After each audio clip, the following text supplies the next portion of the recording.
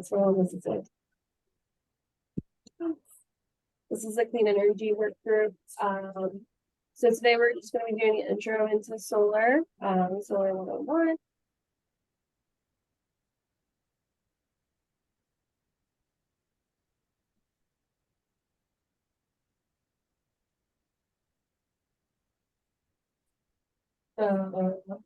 Slides are outdated, but then if you would like, I can share my screen with your presentation, or did you want to do it for you?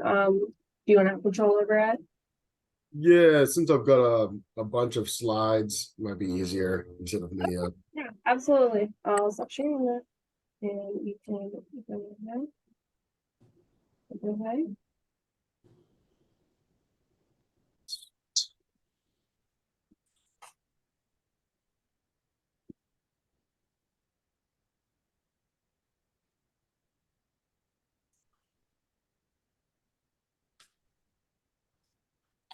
Just a minute.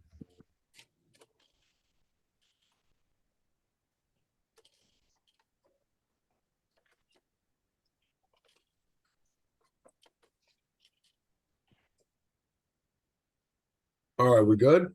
Can everybody see that? Yep. Fantastic. So my name is Ben Millar. I'm the president of the board for Flacia. I'm also CEO of my own firm, Sun Harvest Energy. And today we're going to do Solar 101.1. So I'm going to try to go a little bit more in depth than maybe typical, uh, feeling like, hey, you generally know what solar is, but maybe we want a tidbit more. So my goal here, oh, well, let me just tell you a little bit about Flacia. Flacia is a nonprofit trade association established in 1977 by a few awesome guys. I've got to meet a couple of them. But we'll have over 150 member companies with, probably over 1,000, well over 1,000 employees that are represented by them in Florida, and thousands that are across the country represented within those members. These are solar energy contractors, they're financiers, they're engineering firms, you name it. If they have to do with supporting the solar industry and they are in the solar industry, they are members of the association. And all of our members are vetted before they come in terms of making sure if they are solar energy contractor, make sure they have a contractor's license, make sure that they have the correct insurance, all those fun things that go with making sure that, hey, these are top-notch firms. A little bit on the industry. The industry does have somewhere over 9,000 direct jobs in the kind of rooftop solar industry. Pretty fantastic. It's pretty diverse workforce. Always can get better, but it's a pretty diverse workforce. And what's great about the solar industry is it does provide well-paying jobs, typically above what you would find even in some other trades. The goal here is to give you enough information that you can ask the right questions or even take the next steps when it comes to deciding, hey, we want to go solar, but I want to know what I should ask about, or I hear something, it doesn't make sense. How do I frame this question? So I want to give you enough information to be slightly dangerous. So we're going to go over terminology, some benefits of solar, kind of basic equipment, the solar resource, how solar works, design, a bunch of stuff. So, hold on to your hats. Here we go. So I want to start out with basics, right? Terminology, just because you'll hear it and want to make sure that it makes sense to you. Two of the things that catch people is the difference between power and energy. This is important when you're sitting down with a contractor, you're discussing sizing, all those types of things. Power is how much work can be done in an instant of time, and it's really more of a rate of it's a rate. So, right. So if you think of it in terms of water terms, if you got a pipe, the power is the flow rate of water. Energy is the application of that power over time. right? And so if you think of that, that's, hey, how much of the water did I then collect over a couple of minutes or an hour or whatever it might be. If you think of it in terms of light or a light bulb, you got a 100 watt bulb, it runs for 10 hours. That's 1,000 watt hours, right? So pretty easy there. 1,000 watt hours is 1 kilowatt hour. So 1 kilowatt hour is what is on your utility bill when you look at it and cry. Next, direct current versus alternating current. Direct current comes from batteries. It flows in, it's a current that flows in one direction. Alternating current flows backwards and forwards. Alternating current is what runs through our utility system to our homes, is what gets delivered, and what everything runs in. Couple other kind of solar terminology. You'll hear the term PV or photovoltaic.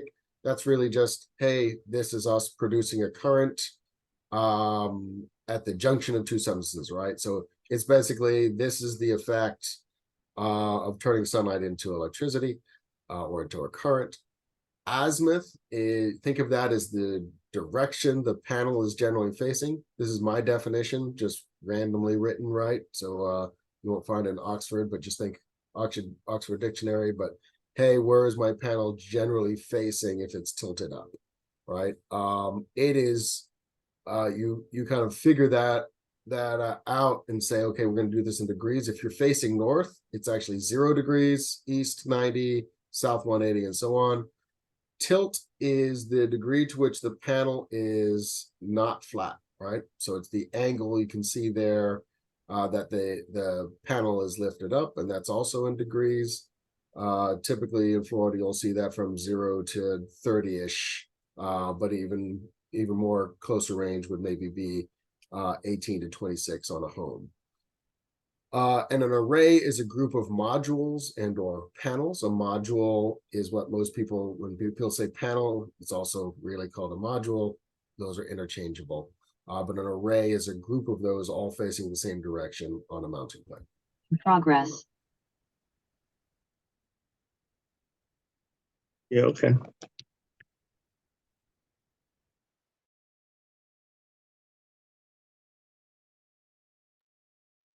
So azimuth is any direction in relation to north as 0. That's it. And you were accidentally muted if you want to unmute yourself.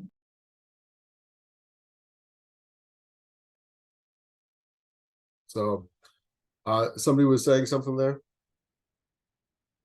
Yeah, azimuth is really it's just the observer's relation to north. So 0 is north, and then you go around 360. That's right. That's right.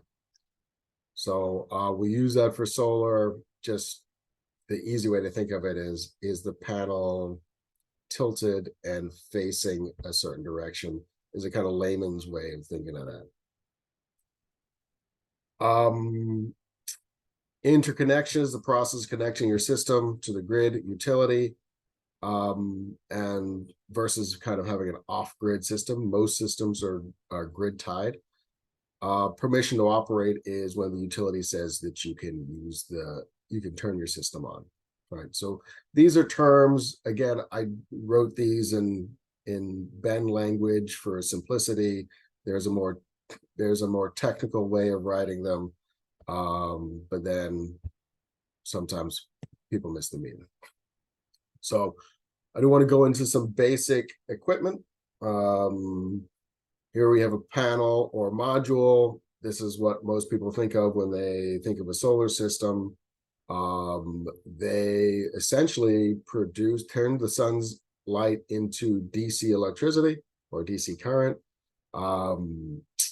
They're basically made up of multiple cells to create this module, put into a frame, added some glass. Typical sizes for these, 39 inches to 45 inches by 68 to 74 is typically what we see in residential. commercial or larger. A residential panel, we're seeing them right now at this moment producing anywhere from kind of 360 to 425 as a typical. Again, that can get a little bit higher, can get a little bit lower. And commercial panels are generally commercial / utility scale, I would say, are generally larger and have a larger output because they are bigger. There are several types of solar. In terms of their makeup, you'll hear these terms: monocrystalline, polycrystalline, thin film, bifacial. These are all kind of types of solar that have different properties that can be beneficial, right? In terms of if you're deciding to meet with a contractor, you can ask them, hey, what type of panels are you using? Are they monocrystalline? Are they poly? Are they using thin film? Are they bifacial? They will pick generally the panels that will work best for your application. So for example, if you're doing a garage cover with a carport, if you will, they may pick a bifacial panel for a couple of different reasons. But they're going to try to get to what you need. The companies here on our left, by the way, all the logos are members of ours that we throw up, but these are panel manufacturers. There is a bunch more, but that's a module. Inverter turns the DC that comes from the solar panel into AC, alternating current, which then can be used on the property. There's multiple inverter types, but what's typically seen string with optimizers and microinverters, right? All of these have different benefits. I'm not going to go into them right now, but you may hear that if you're talking to a solar developer or contractor, and so that you can then talk to them about that and not be surprised when they say microinverter. That doesn't mean that it's tiny and won't work, right? It's actually a pretty good thing. So basic equipment in terms of racking or providing a structure for roof mounted systems. You can have railless systems, you can have systems with rails, you can have systems that tilt the panels up. If let's say you've got a flat roof but you want to grab some level of tilt, they do have tilted systems. Some of them can simply just be flat right on the roof. There are ballasted systems versus attached. Ballast essentially means, hey, we're going to weigh down this attachment and solar system, and we're going to keep it on your roof with weight. Easiest way to think of that. And I say attached, I simply mean, hey, we're going to actually attach this mechanically to the structure of your roof. Ground mounted systems, you have both kind of fixed and you have tracking, which means, hey, you might have a system that actually tracks the sun from east to west or through east, south, and west. Those are tracking systems. Some of them are fixed. Depending on your project, the size of your project will determine whether you actually really need that type of tracking mechanism. Many projects don't. But it depends on the size, the location, and all those types of things as well.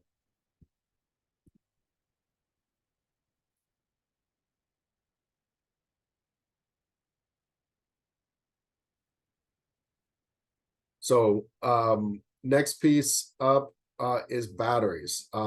This is not necessarily basic. It's not done on every project. The attachment rate for batteries in Florida and residential is somewhere hovering around 12% of solar projects. But it generally goes between 9 to 12 in that range. I'm not sure why the words came out the same, but we'll just talk about batteries and skip the words for a second. Batteries add resilience, and backup power. They're typically not seen as a savings item. It's typically seen as, hey, how do we back up our power systems in the case of a utility outage. When utility goes down, if you have a solar system that does not have batteries, that solar system turns off. It's part in regulation / code. The system turns off, doesn't produce any power, you can't use it. There are some mechanism where you can kind of plug one thing in, but generally just think of it as, hey, utility goes out, we don't have use of our solar system anymore. If you have a battery system, you can use the solar system, and you can use the power from the battery as well, depending on how that technology is set up. That is a big deal. We're finding a lot of residences deciding to use that, particularly after Hurricane Ian.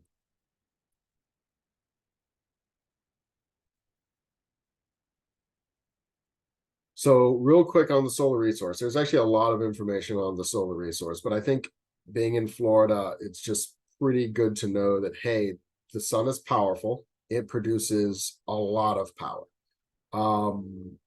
And some places get more sun than others. The Sunshine State gets a lot. There was I'll just call it a myth for a while. A certain group of people went out and said, hey, solar doesn't really work in Florida because it's too cloudy. That's not true at all. So if you hear that, if you see that, that's not true. Although we are the Sunshine State, we don't get the most amount of power in the United States, right? If you're in Arizona, you're going to get more energy from the sun. But the Sunshine State gets plenty of sunshine, and can certainly provide a lot of power to homes, businesses, and municipalities. I think we've kind of covered this, but basically the way solar works is, hey, sunlight hits the solar panels, that gets converted to DC. That DC travels to an inverter. If it's a string inverter, it typically travels down to the inverter on the wall, near the meter or in a garage. If it's a microinverter, then it actually goes to a microinverter directly under a panel or shared between two panels, and then gets turned into alternating current electricity. And that alternating current then just gets fed into your electric panel for the property, if it's that type of property, right? So let's just talk about design, system sizing, and production.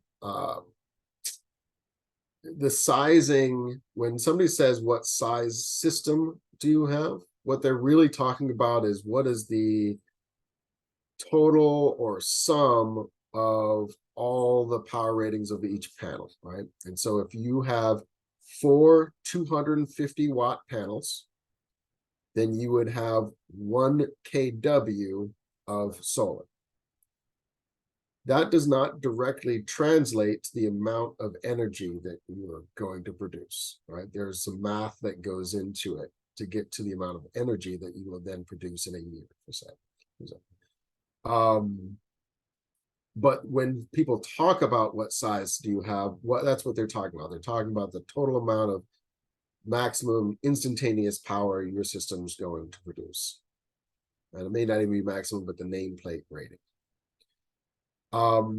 Now, the actual energy that produced is dependent on a lot of things. One, when we size the system, we're going to take a look as a solar contractor, we're going to take a look at the energy consumption and your energy costs and rate structure to determine where we're going to put solar, and how much you need, right? Now, that won't actually determine how much is produced, but it will determine where we put it, how it's structured, whether there's a tilt, all those types of things. Also location, where you are in the country. We're in Florida, we're doing great. And then space that's available and orientation, right? Sometimes, just depending on the way the racking works, you may have to have a mostly southeast facing array versus directly south of it, and that's all right. But that will affect the production.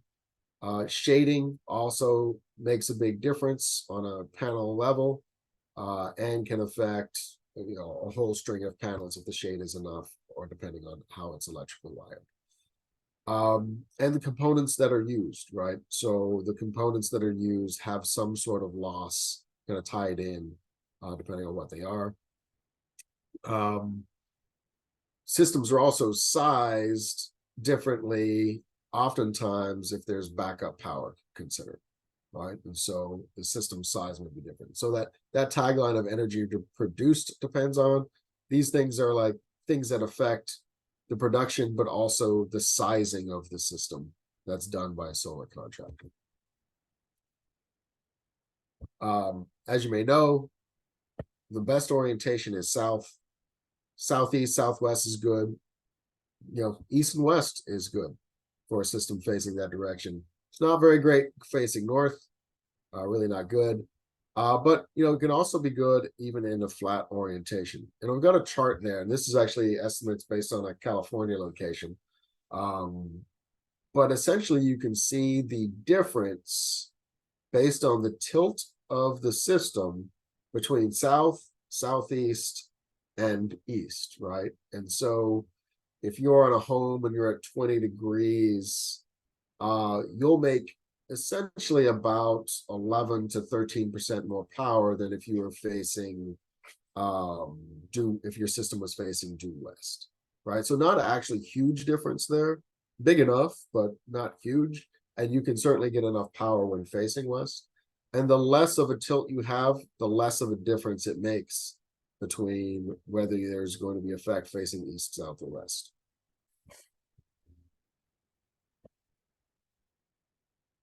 So, after we do all the math, and I'm not going to go over how you do the math, but after you do all the math, you can figure out what a 1 kW system will produce if it's facing south and a typical tilt range, maybe 20 degrees. So in Florida, in this area, we might be at 1,550 to 1,600 kilowatt hours is what that 1 kW may produce in a year. Now, based on the year, you may actually produce 1,500, or you may produce 1,625, right? It just may be a more cloudy or more sunny year, but on your average year, that's essentially what you're going to be producing. If you're facing west and east, then those numbers are different. So this is a very rough number. Now, used PV watts to generate it, but if you were thinking, hey, we've got a 100 kW system, it's all going to be tilted south, you can generally come up with a rough number of what you think it should produce. But to be more accurate, you can go into PV watts, which is a system by NREL, and find out more. But your solar designer / contractor should also be giving you those numbers. But it gives you a very rough estimate where you should be at. There's some other design considerations that go along when you're thinking about solar, or when your solar contractor is talking to you. One of them is the current design and age of your electrical system. It may need to be upgraded. There may need to be wires that need to be upgraded or upsized. There just may be some things that are old and need to be fixed. If you're doing a ground mount, you may want to be checking the soil, rocks, roots, concrete. All these things might affect what's going to happen at your site. You might have to trench from one area to another if you're going to put the solar system further away.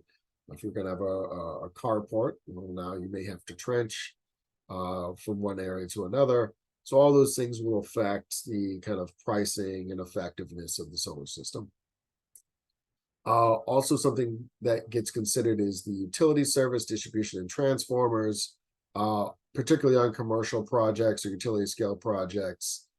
Oftentimes things have to be upgraded, and at very least it has to be paid attention to. And then lastly, I would say the roof type, age, and structure. you may have a roof type that might be a TPO roof. And so your contractor may select a different type of racking system for that than they would on a tar roof or obviously a metal roof, right? So that's going to change the structure as well. It also may change if your roof needs to be replaced. It may be something that you need to consider of upgrading your roof at that time if it needs to be replaced within a couple of years, so that you're not stuck having to try to take the system off to replace your roof in a couple of years.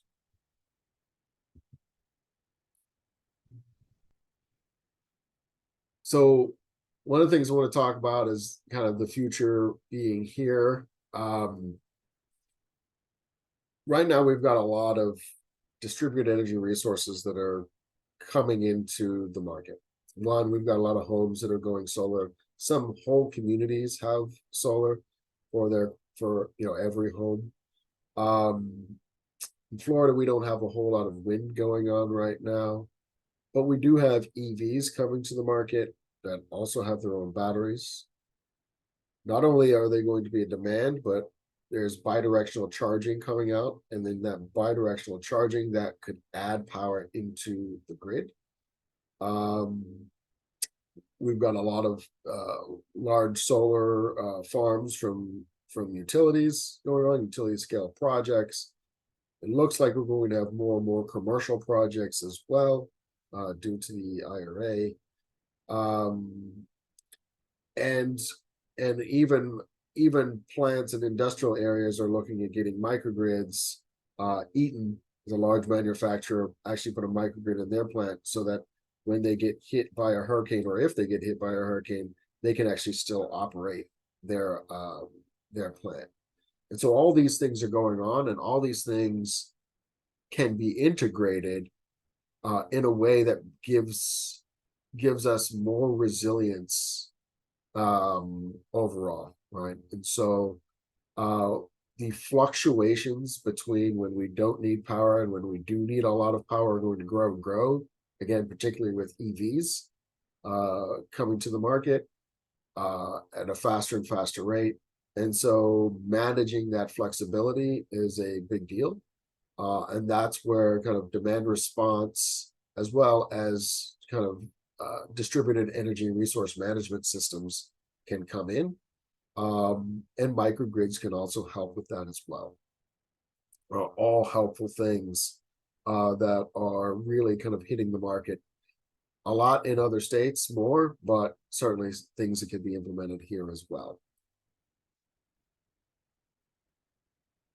Before I go into policies, I just went over a whole bunch of stuff and spoke pretty fast, right? So I wanted to just, do we need to go back, or does somebody have a question just generally about solar or something else they want to talk about? I just ran through that pretty quick. So it looks like someone said, can you go back to the relationship of power and current? Power and energy? Current. Yeah, energy. That's your second slide. Thanks. Next preceding slide.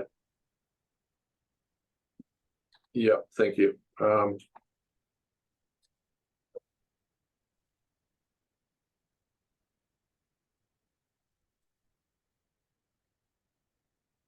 And I'll send this out as well, guys. Oh, okay. All right. Okay, no, that helps. Thank you. That answers my question. Yeah, absolutely. This is an interesting concept here, power and energy, and it's very when I was a first year engineering student, it was, I felt like I was smart, but it still baffled me every once in a while. Switching from one to the other, kilowatt hour to kilowatt. And yeah, it's it's my experience with this specifically as it pertains to solar energy is how it's communicated by a lot of the different organizations that provide it. And if I understand correctly, basically what the end, where the payment is basically coming into the energy per hour, the kilowatt per hour. Is that correct? That's right. Okay. And if you think of that on your utility bill, you're charged, I can at least residentially, commercially changes up a little bit, but residentially you're charged by the kilowatt hour. Now, in that kilowatt hour, for kilowatt hours residentially, under 1,000 kilowatt hours, you're charged at one rate. And then once you get over that 1,000 kilowatt hours in a month, you're charged at another rate. And I think my hand just went off the screen. That's about right. That's the number. So it's important to remember there too with that is that when you're thinking about going solar, at least residentially, sometimes even getting half of your power from your solar system is beneficial because you got rid of the energy that you needed to use over 1,000 kilowatt hours. Right. And now you're only paying for the 1,000 kilowatt hours that's at a lower rate. Yeah. When you're talking commercially, you sometimes are charged for the power and the kilowatt hours. And they call it kind of a demand rate. And so what they'll say is, we need to be able to provide enough power that if everything was all turned on, we can make sure that we don't have a brownout. And so that costs us money because we've got to have that capacity ready and available. Therefore, commercially, if you, and it depends on your rate schedule, if you use 30 kilowatt hours, or 30 kilowatts, see where it gets tricky, 30 kilowatts in one instant or in 1 minute, that's the maximum amount of power that you needed, even just for 1 minute of that month. We're going to charge you, and I'm just going to throw out a number, $5 times that kind of capacity number, that demand number, right? 30, right? So they then say, okay, now we're also going to charge for some of the energy as well. So rate schedules can vary, and this is where it's important that if you're meeting with the solar contractor, that you're really reviewing those utility bills that you're having with them so they can truly come up with a number of what your kind of real savings could be. This is going to depend on your rate schedule. Yeah, there's another metric that I've seen as well, and that's I believe it's the cost of the system. Actually, it's the power output, basically divided by the cost of the system, which I thought was a pretty interesting metric, because not all solar companies are created equal in a lot of sense. Yeah. Any comments on that? Is there in terms of regulation or any sort of I don't know, standard which should be met?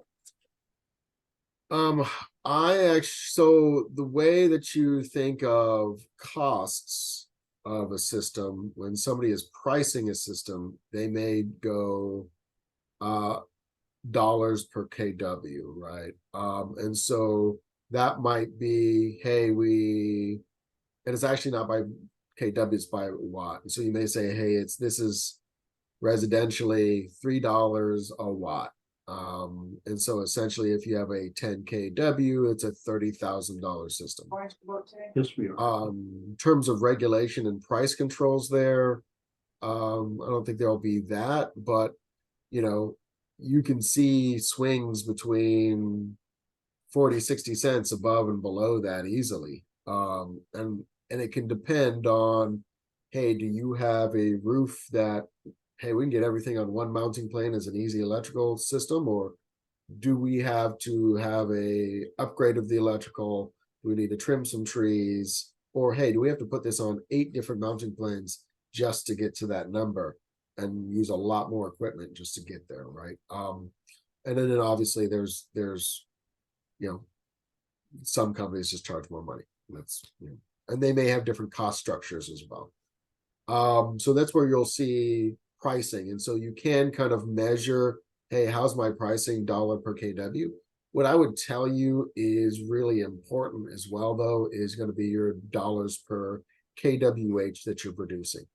So if what you want to know, and it's really cents per kWh, right? If you're charging residentially at 14 cents per kilowatt hour from your utility, you're going to want to know that you're at 14 cents or less, or maybe 15 cents or less.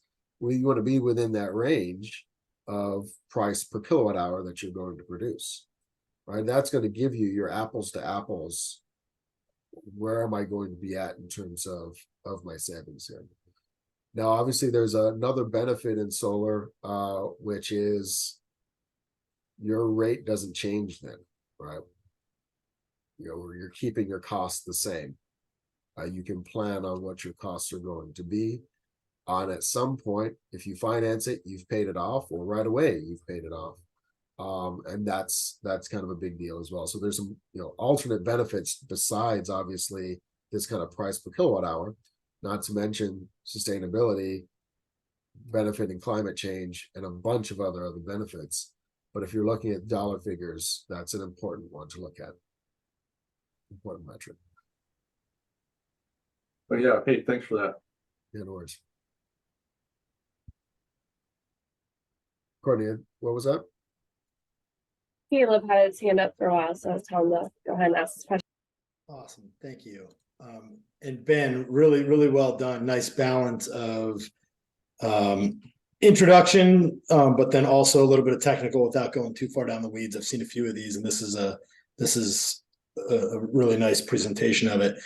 On the you brought up a question that I've had for a while on the commercial solar side of things. On at least TECO in this area allows customers to have reviews and to switch from demand rate to energy rates. And are you seeing when a commercial client is on a demand rate that it's typically better if they're getting putting a solar system to switch to an energy rate at that time, or what's kind of that play that you see?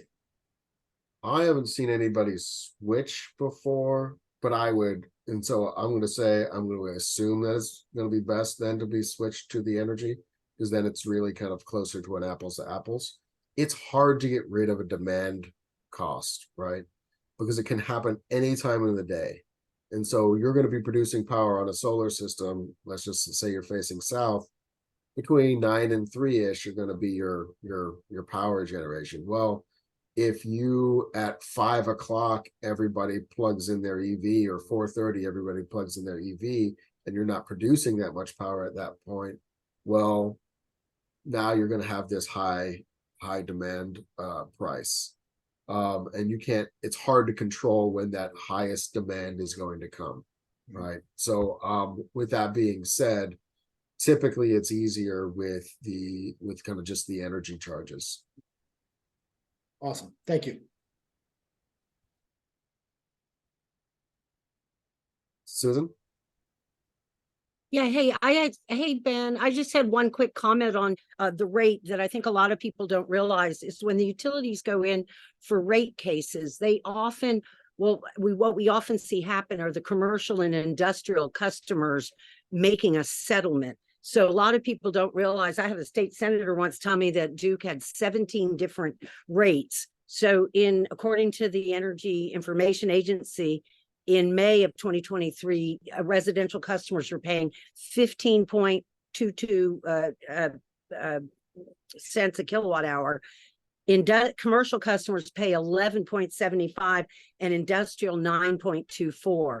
So it's been very interesting to me over these years when utilities argue that somehow non-solar customers subsidize solar customers, when the fact is the residential customers, we subsidize industrial customers. So they come in and they make a deal in the settlement and stick residential folks with the higher bills. So I think that for Councilmember Walker, it's important to understand that when they're figuring out the paybacks. I know I heard you say, Courtney, earlier that Heaven had an emergency, and I don't know if she was going to go into some of the federal dollars, but I think that's really, the conversation, Ben, that right now, solar with the elective pay up front for nonprofits and others without a tax appetite. I mean, it really changes the equation. And Florida at 70% reliant on gas, particularly when Russia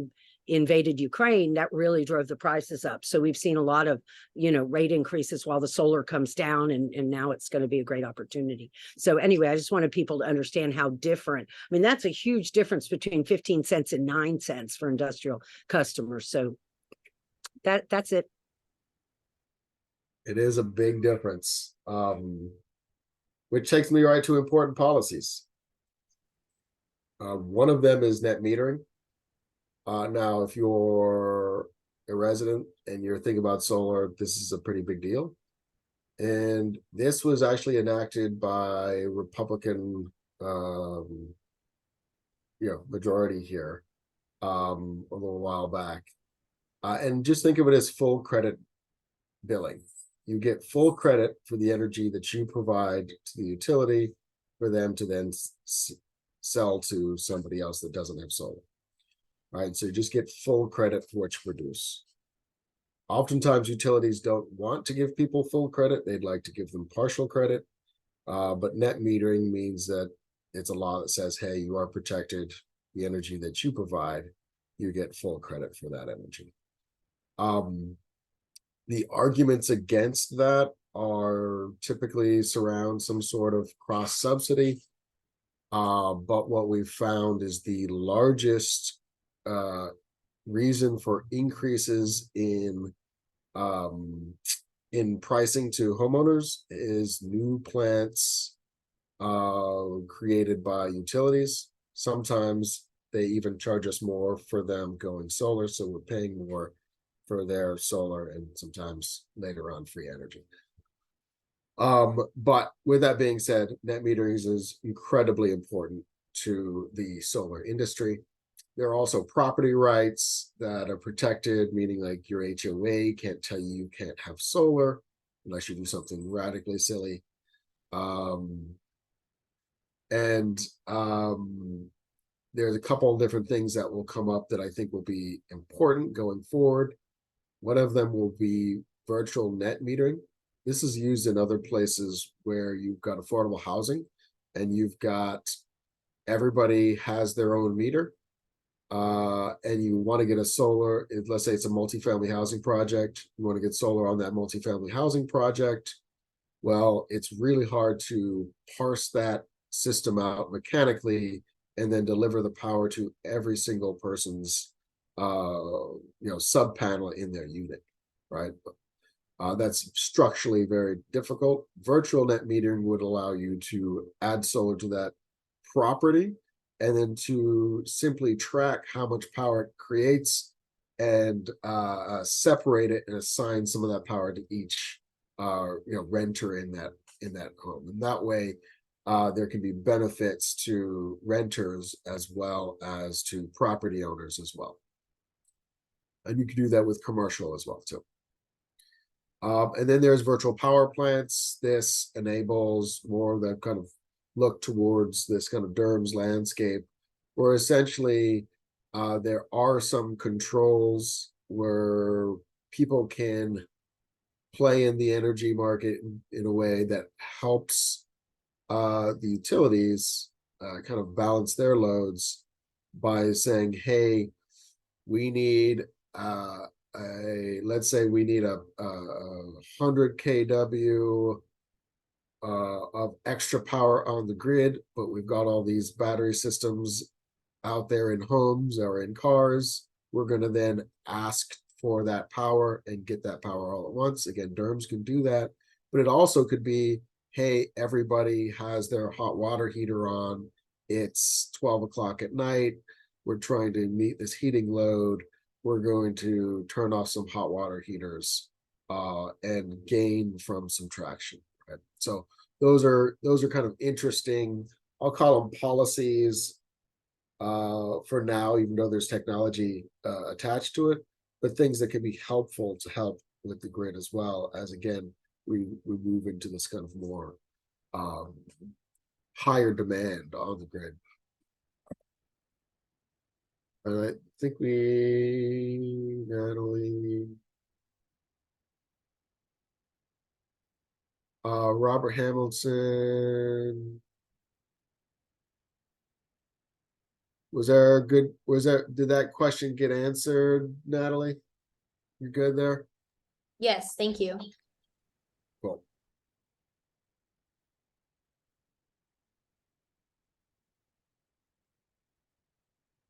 Any other questions for me there? I would say that we've got some resources. Flacia is obviously a resource. You can contact me, you can contact Wendy Parker, our executive director. Solar United Neighbors is a great resource as well. They are currently working on a Solar for All grant. We've teamed up with them. They've teamed up with a few other municipalities. I believe they're working with also the energy office for that grant. And I'm sure Heaven will be back on to explain more about that. We'll want more municipalities to join in that. This is going to be a large funding opportunity. I think it's an $8 billion grant dispersed across the country. So that is important. They also have some learning resources as well. And PV Watts, if you're a nerd like me, don't be afraid. Go to look up PV Watts NREL. And if you want to look up how much a solar system will create, you can nerd out all you want. It's pretty simple process to do. I would also invite everyone next week. We are in conjunction with Kathy Castor's office putting on a workshop on the IRA and the benefits to property owners in the Tampa Bay region. So this is more focused on kind of case studies and pro formas of what we can now do now that the IRA is there, and being more specific about, hey, here's what makes this project tick. Here's how these incentives are used, and here's some of the economics to this. So that should be a really cool project. And Courtney, I can send that out to you, that invite, so that you can disperse that. Representative Castor will be there to speak as well. We have somebody from the Treasury Department, and then multiple solar companies within the Tampa Bay region that are going to be presenting these case studies. I believe we have Advent Health. I think there's one, a nonprofit, and a couple other commercial projects as well.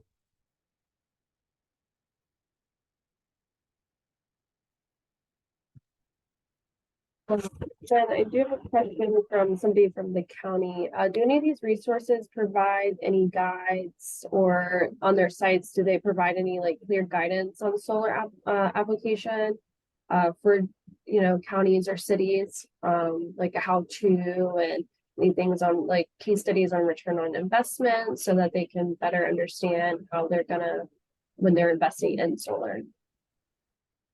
So Solar United Neighbors has a website that kind of takes you through. I think it was made more from a nonprofit standpoint. What I would tell you is, let's say you are interested in going solar and you want to see, hey, what's going to be my return? The best thing to do, one, yes, you can contact us, but we can put you in touch with developers and contractors that do that type of work. And then to go and actually sit with them. The great thing about not just our members, but in the solar industry, people that work in commercial, they do a really good job of education.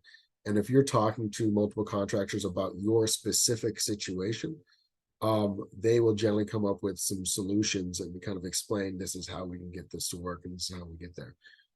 With that being said, if you do have a specific one, you're not really ready to go out to bid yet, you're not really ready to talk to contractors yet, please contact us. You may have a need for a microgrid, or you may have a need just for a carport. We can at least start pointing you in the right direction and get you some more resources, whether it be from NREL, whether it be from Solar United Neighbors, whether it be from our website. We can get you to the right place.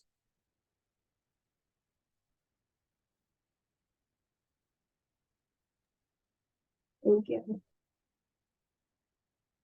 The last one I would mention, if you really want to become a couple of one, you can go to NABCEP, NABCEP. It's a certification program, but they generally have lists of classes you can take and providers that provide classes on solar. This is if you want to be a nerd. Nerds are good. So if you want to geek out on some stuff, it's a great place to do it. Also AESP. I forget all the full acronym there, but essentially they have all sorts of classes, particularly related to learning more about the grid and distributed energy resources and how they can help. You'd also call me and I'll probably drink some coffee and talk to you about it too.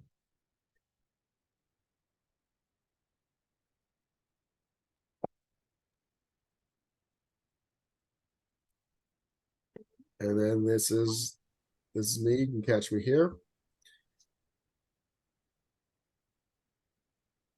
Any other stuff? Any other good questions? Was it exciting? Was it really boring? Or any of you asleep? Hey, Ben, it's Susan. I just wanted to add one thing about the Florida Solar for All application.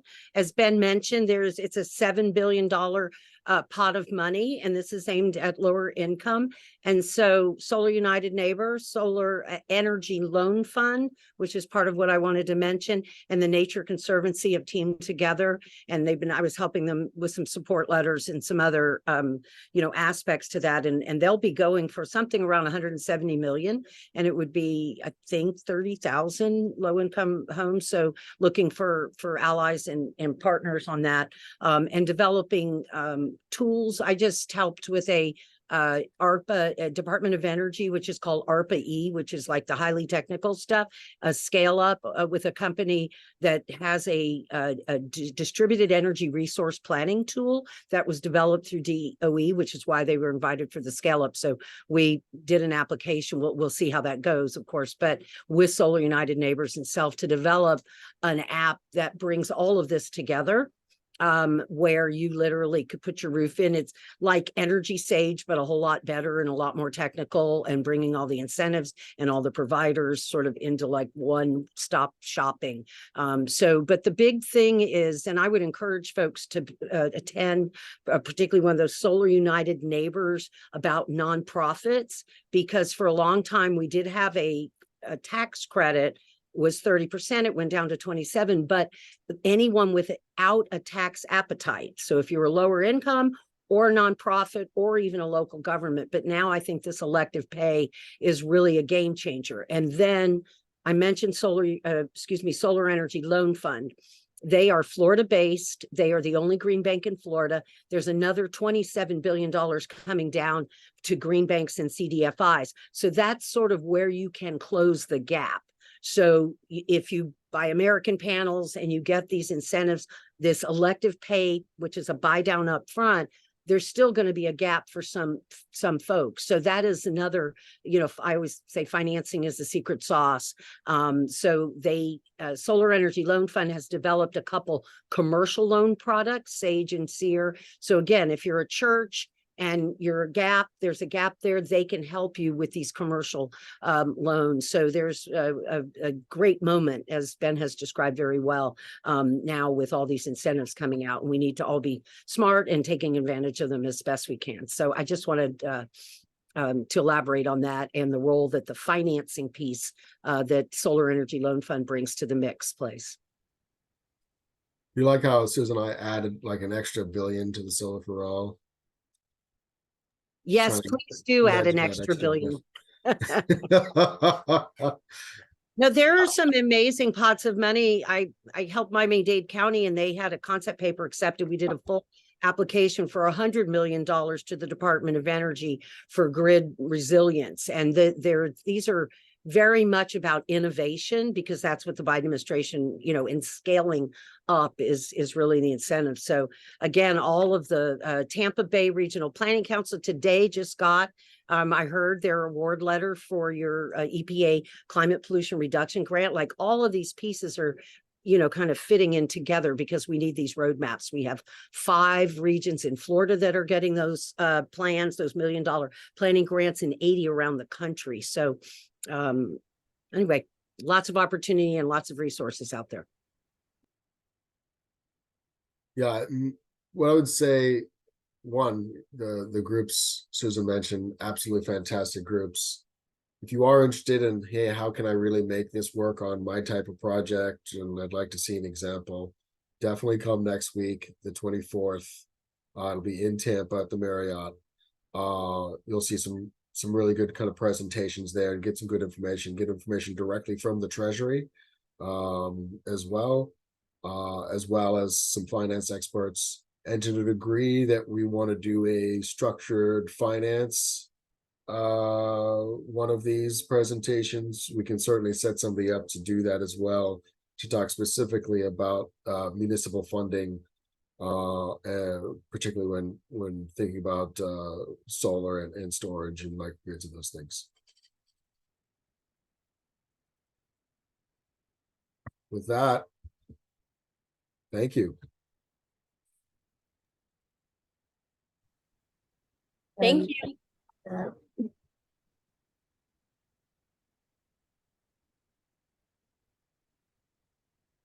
Stephen, great presentation. Appreciate you coming on. Thanks everybody. Well, the last thing I really had to talk about, Susan already brought up, is that we have received a notice of award to go ahead with the climate pollution reduction grant.